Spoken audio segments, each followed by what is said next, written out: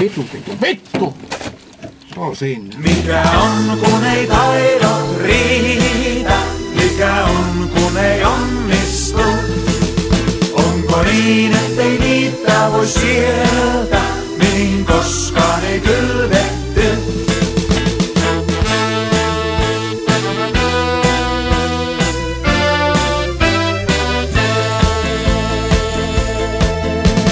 Toissa vuonna ajattelin Lahteen matkustaa.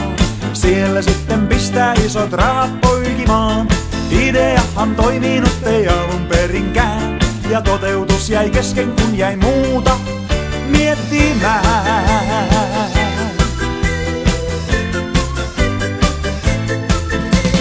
Viime vuonna päätin itseäni sivistää. Nousin lentoon infon kultasiivin. No helmikuussa täytyi kurssikirjat hävittää.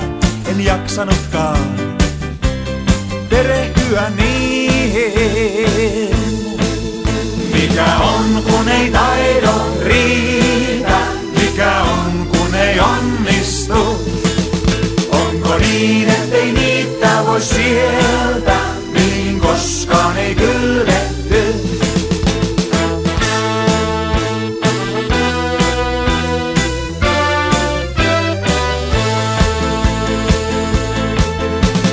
Viime viikon vietin enimmäkseen kotona. Asioita hissukseen mä mietin. No hommat alkoi meikäläistä sitten kiinnostaa. Turhaan jumitin mä jälleen oven tieliin.